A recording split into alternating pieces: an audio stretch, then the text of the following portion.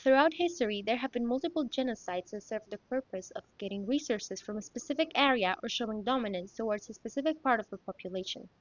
According to the United Nations, genocide means any of the following acts committed with intent to destroy, in whole or in part, a national, ethnical, racial, or religious group; as such, killing members of the group, causing serious bodily or mental harm to members of the group, deliberately inflicting on the group conditions of life calculated to bring about its physical destruction in whole or in part, imposing measures intended to prevent birth without the group, and forcibly transferring children of the group to another group or location.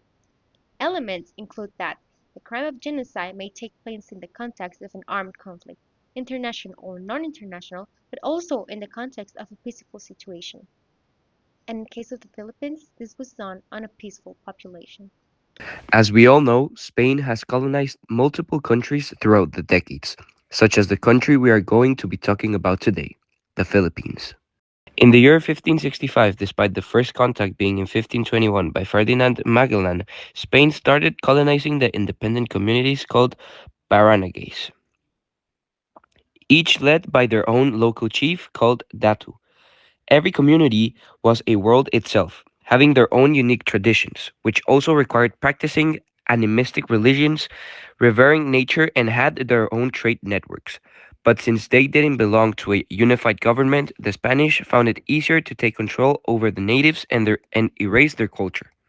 Presented as religious missionaries and protectors or as political allies, the Spaniards started encouraging the conversion to Catholic and the construction of churches that later became the center of the new coming towns, which helped the colonized gain influence and control over the natives' daily lives.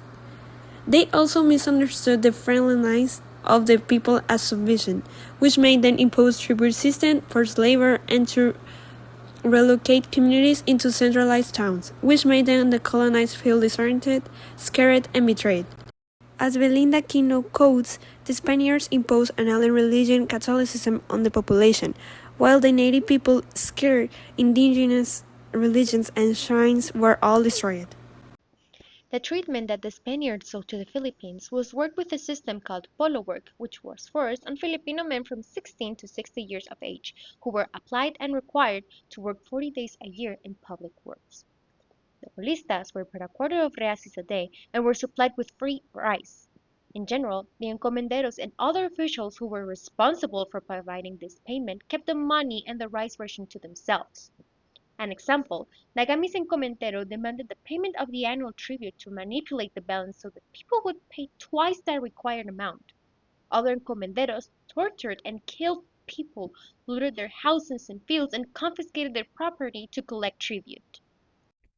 Another example took place from 1873 to 1899, when natives were made to work on government projects such as the Tamonga Experiment, which was a Jesuit-led social and religious project in Cotabato, Philippines, aimed to create a self-sufficient Christian community in an attempt to civilize the Philippine people, which the Spanish considered pagan.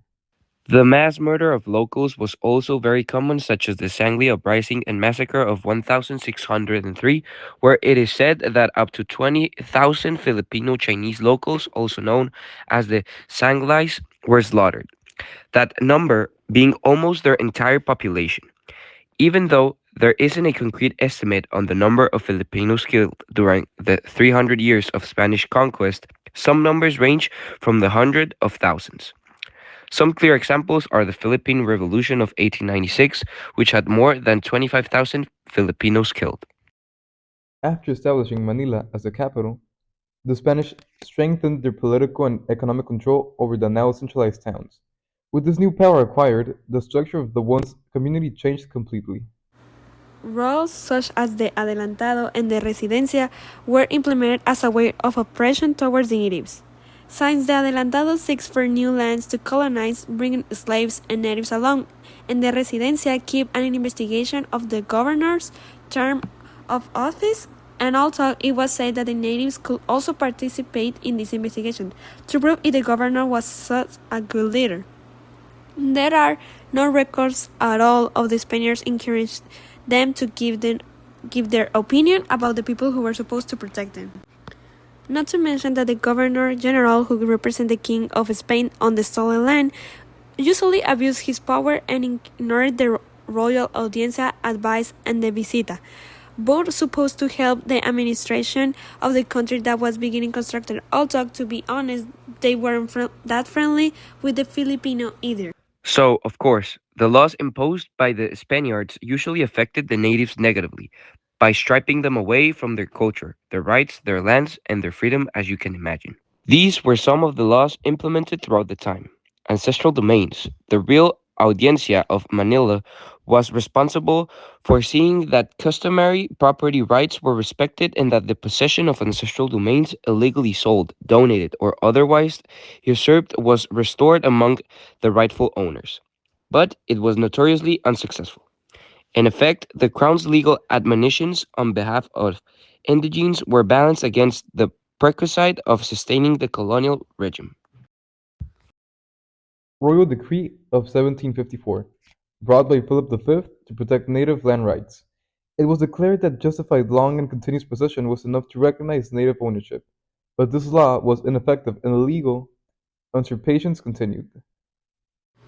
Pacto de Retroventa, the primary but by no means exclusive legal tool by which owner cultivators lost their land during the last century of Spanish rule, was the Pacto de Retroventa, or in Tagalog, the Sanglambili. In a sense, the pacto was on serious mortgage. The Philippines achieved their independence on July 12, 1898, but they were not recognized as a country until July 4th, 1946, because they were handed over to the United States. That, however, does not erase all the years of pain and the Filipinos natives had to endure. Not to mention that they had to see how their culture vanished and was taken away from them as if it meant nothing. Filipino people have now constructed a culture of their own based on what Spain taught them all those years ago. But many still think of what their country, their home, could have been if they hadn't been killed and tortured for having different customs from Spain.